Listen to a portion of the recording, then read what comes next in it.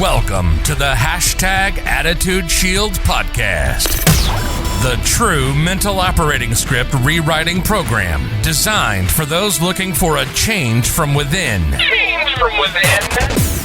No more hype or sugar-coated promises. This is to-the-point guidance on how to change the way we think to grab the life we always wanted. Are you ready for the change? Now your host, David L. Parker. Hey everybody, welcome back to another episode of #Attitudeshield with my buddy Erich Jackson as we do our Wild Wednesday Wisdoms. Wild Wisdom Wednesdays, however you want to say it. Now, Eric's rubbing his hands. He's all excited, but he has no idea about the ambush he's walking into right now because we don't talk about the script anymore. Now, do we, Erich? No, we do not. Right, so he has no idea. Unless, now, this is one of those kind of buddy check here, sort of a setup. We'll find out. This entire week, #Attitudeshield has been staying on one topic. Started Monday, pretty deep and heavy, and then moved on to Tuesday to follow it up. So Wednesday, if Eric's been listening by chance, and I know he's a very busy guy, then he would know what is about to hit him in the face. But he's smiling and shaking his head no. So he has been just too preoccupied to listen to the big furry long-haired dudes podcast. That's okay. Because I know Eric well enough. He'll be all right. I saw it, and I was like, and when I looked at it, I was like, I need to listen to it so I know where he's at this week. So I got a request from somebody who's been listening to me since I started to do an attitude shield, my perspective on significant other type relationships. Now, I started on Monday. The basic message of you have to be great by yourself to be good with another person. And went into that for quite a while. Don't you agree? I'm all about that right now, dude. All right, so let's start right there. Let's start with the Monday topic of you got to be good with you got to be great with yourself to have any chance to be good with somebody else. Give us your insight there, my friend. Well, I definitely agree with that. Like that, the whole process that I've been going through epitomizes that. Because it again, going back to the struggles that I had a few years ago and looking at where I was at that particular time and looking at where I'm at right now, completely different person. But in the same token, I can go back and look at the gaps that I had in the relationships that I was in. And where, and not necessarily just looking at the gaps and pointing blame, but more so taking ownership of my part in it. Right. And figuring that out. Because on Monday, I literally said, if you haven't dealt with your crap and she or he hasn't dealt with their crap, you end up with two piles of crap that burst into flames. Exactly. And, and funny that we're on this topic because the shirt that I'm wearing is part of a group that I'm in. That's all that we're about. And it's that balance of having all four corners, the body in shape, the balance as far as in the relationship and the being, you being in touch with yourself, understanding yourself, that connection between you and God, and really knowing who you are, which I should have started with that because that's where I started in my journey on that deal. And then the business side of it. Okay. So speaking of the being, that part of the puzzle is all about me understanding who I am, understanding my needs, understanding my desires, understanding, where I am and where I'm at in life as far as limitations and not only limitations, but also powers, strengths. Yeah. You know what I'm saying? And understandings of myself. And until I get that right, I can't move into the balance side. I can't deal with the relationships around me because I hadn't dealt with myself. So what's it been like? What's it been like having a interaction with Mr. Garrett J. White of Wake Up Warrior? For me, it's been outstanding because it's been a totally different perspective on the things that I knew but didn't address. Okay. Because there's a lot of things that I knew I wasn't addressing, and I was tucking underneath the couch there and underneath the rugs and putting things in the closet, and there's all kinds of issues that I was having. And until I got involved with that program and really looked at taking ownership, biggest key, one, no more lies. Okay. Period. Right. That's it. That you can't tell lies. If you're doing that, you're basically giving that person a different perspective of who you really are, instead of being true to yourself. So you tell the truth in all cases. Does that mean you have to be a dick about it? No, but you do. What? Oh, by the way, just because I want to have a little fun, I want to see the look on your face. Do not lose your thought. I'm almost there. Good deal. Good job, boss. But you don't have to be a butt or a douchebag about it, but you do want to be honest with people. Right. And in that honesty, you give them the freedom of accepting or denying, and not only dealing with your issues, but also dealing with their own. You're giving them that permission to do that. Right. Makes sense. For those of you listening on the podcast, Eric was excited because he sees that I've almost drank a gallon of water. And I'm really not trying to interrupt him. We are listening. So keep going. No more lies. So, and on top of that, it was, the sedation. Think about how often we as men use, the sedation of TV, beers, running with our buddies, or simply, it could even be just working out, instead of using that sedation as opposed to dealing with the issues that we have, the issues in our marriage, the issues with our kids, the issues with our finances, right? The issues within ourselves, the frustrations that we go through as men, being the protectors of the house, being, the educators of our children, which so often we're leaving that to someone else as opposed to taking ownership of it and being a part of that process. So it's in going through this, it just basically took what I already started and took it to another level. Right. Because it gave me the tools, of how to ask the right question. It gave me the tools of how to deal with the emotions that I have that, go unchecked, deal with the angers that I have at times that goes unchecked, and not knowing how to express it in a healthy way. Right. So it's like, again, it's been, I hope I'm saying this correctly, because two things, my boys will see this and jump on me because there's a group of us, but also, it's good stuff. It's good stuff. So if you've been on the fence about it, take a second look. It's a good program. Even if you just do, he does like a little 30-day program that you can do for $100. Yeah. Perfect. That's all you need as far as I'm concerned. And that program is online or something? Yes. Yeah. If you just go look up Wake Up Warrior, you'll find it. I don't want to go too deep into that because I'm not getting paid for it. Obviously, I recognize the symbol. Oh yeah. Well, Tuesdays we have what we call the fireside chat. And it's just us going over, what we've done for the week and having breakout sessions and kind of chit-chatting with each other. So that's why I wear it for that. No particular problem. reason. Rock on. No problem. That's good stuff. Yeah. So I definitely talked about you got to be good with yourself. And, you know, you got to be really past good. You got to, like I said, you got to be great. Mm-hmm.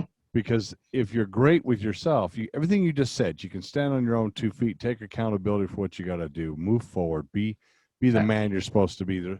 This crazy thing in society now about toxic masculinity. No. What is toxic lack of masculinity? That's the problem, because I believe that men are supposed to be like a fist of steel wrapped in velvet. You're supposed to stand for what you got to stand for, but you don't go out bruising the whole world doing it. Very much. You got to beat up the planet.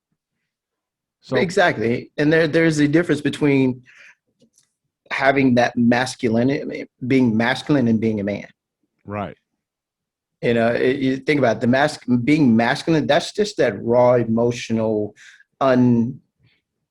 unsculpted pureness of a man. Whereas being a man is where we cultivate it, where we educate it, where we deal with the emotions, where we deal with, the the security of taking care of the family, taking care of our wives, taking care of our children, taking care of our community. Right. That's the difference in masculinity and man for me, as far as my definition of it. But I love it because, again, until you get in touch with you, you cannot be anything for anybody else. Oh, absolutely not. How could you? So, I mean, I was talking about how these people race into these relationships and they don't spend any time trying to find out the goals, the dreams, the targets, the aspirations of the other person before they get into this long-term situation. And I was also talking about, I know you've heard of it, eros, the god of lust, if you will, that people are getting themselves, it's not like, ooh, that girl is all that in a bag of chips. Look, I get it. I understand. But that, my grandpa Eric told me an interesting comment when I was 12 years old. He said, if you're really good with a woman, and I mean really good, boy, and you can last a whole hour, what do you do for the other 23? And I think that's where people get screwed up. They're basing a relationship on the physical side. They're basing a relationship on the sexual side, and they have no communication whatsoever. I mean, it's sort of like when we have our show together. I say, hey, if you like the show, want to support the show, go ahead and buy us a cup of coffee. Just click the link right down there below in the description. And hey, share this stuff on your Facebook, your social media, so people can hear the wisdom being shared by Eric. It's not just some old crazy beard dude up in the Black Hills of South Dakota. It's also a crazy, beautiful man down there in Houston. All right. I think there's something about Texas. I got a good friend in Springtown, Texas, which is sort of northwest of Dallas, and he just crazy like you. We're kind of a special breed down here. Kind of.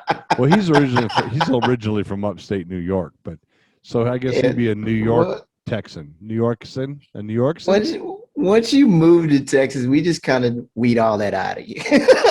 Oh, okay. So that happened to me because I lived there for 4 years. There you go, baby. All right.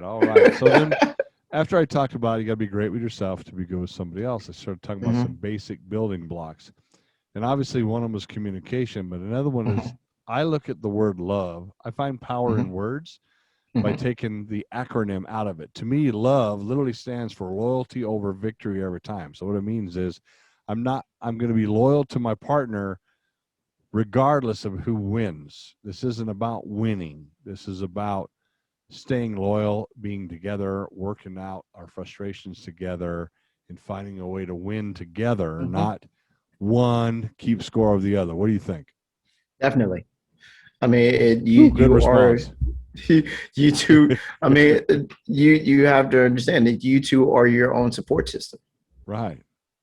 It goes back and forth, and there's a lot of times where you're not going to agree with what the other party is doing, right? Or not necessarily. I wouldn't say that you're not going to agree with what they're doing, but you may not always agree on the way that they're doing it. Right. The number one rule that I'm actually talking about on Thursday is that when you get into a confrontation with your significant other, call it a fight, call it a disagreement, whatever word you want to call it, to remember that if you want to be annoyed at the action, that's fine, but not the person. They're not the same. They're not one and the same. Exactly. And I love the way you put that, because that is exactly it. You have to separate the actions from the individual in all cases. I mean, we ain't living a Garth Brooks song, right? Bury the hatchet, leave the handle sticking out. So, but in all of that, you've got to be honest. Yeah. I think so many of us in relationships, and you're going to love this term, but we use those softeners instead of being honest. I've already stole softeners from you. Use it all the time. But that's very true. Think about it. And again, I go back to the honesty of, and there's a way of being honest that for me that I'm learning now, that there's a care and a compassion and a joy in doing that and being able to do that, because you have to be in being honest and being purely honest. You actually have to think about what you're saying. You have to be consciously thinking about what you're saying and presenting to this other person. Whereas most of the time, when we sit back and say we're being honest, we're just throwing out the facts. No. Slow that down. Right. Let's think about this person that's in front of you, how they're accepting this, how they will have to accept this. And how can you present it in a way to where you're being compassionate to this person and not just blowing them over, knocking them over the head. Right. You see, that's where the being truthful is, or the definition of being truthful comes in a little bit differently for me.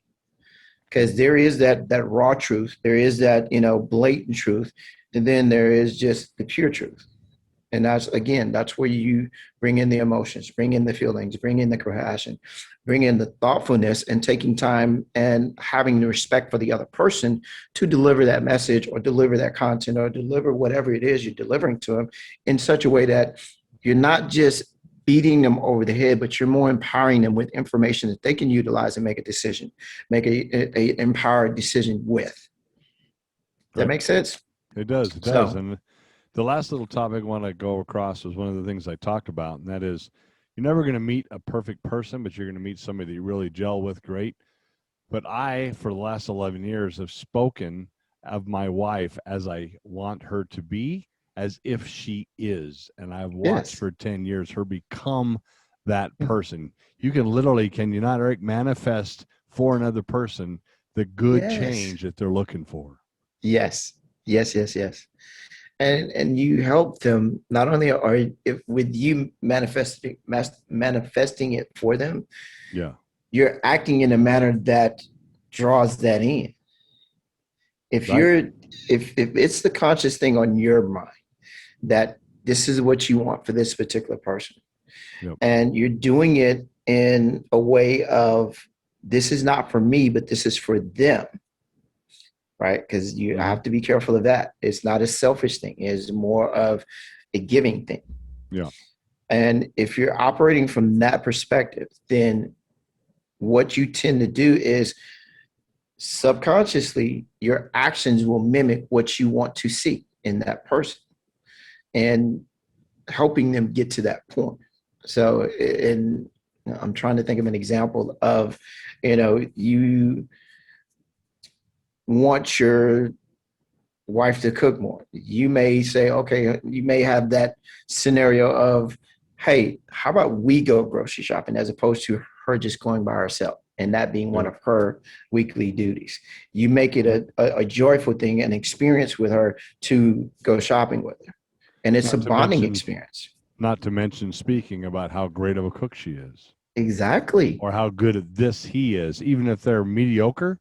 But you speak about it all the time. Like one of the examples I used on the show was my wife was not comfortable in front of crowds on stage, and she's come a long ways. Now when we talk in front of groups, she can now stand up instead of sitting there, freaking out over the whole thing.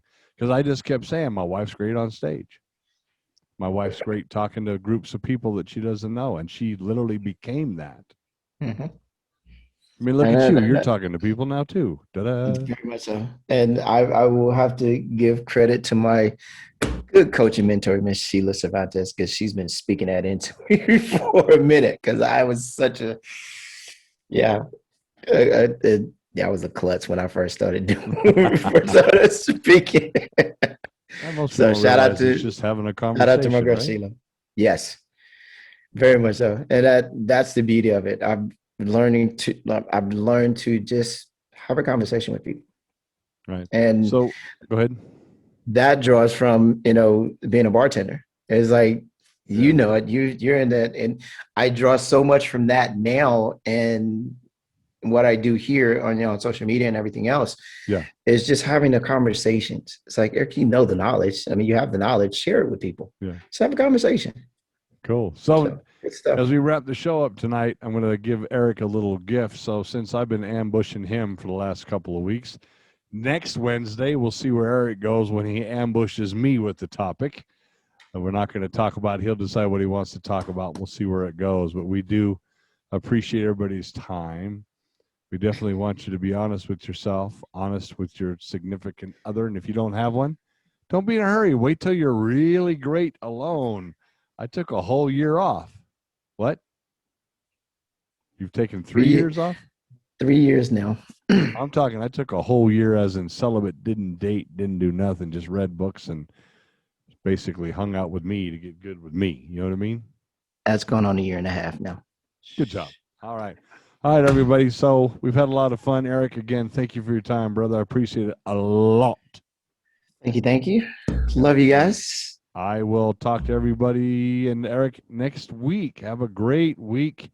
Have a great weekend. And hey, from the Black Hills and Houston, Texas, we'll see you later. Bye-bye. Take care. Bye-bye. All right, buddy. Thanks. Not a problem. We'll talk again soon. We'll try to hook it up better on Sunday unless golfing gets in the way. I don't know. All good, dude. Just as long as I'm open whenever, dude. Just kind of give me a heads up, a little bit in advance, and I can make it happen. Okay. I'll talk to you soon. Okay. All right, buddy. Thank you. Yep. Bye. You've been listening to Attitudeshield, your double dose of espresso for your attitude. Check us out on Facebook and on the web at www.attitudeshield.com. Again, thanks for spending this time with us. Between now and when we talk again, keep those shields up, eyes on the target, and always be moving towards your dreams.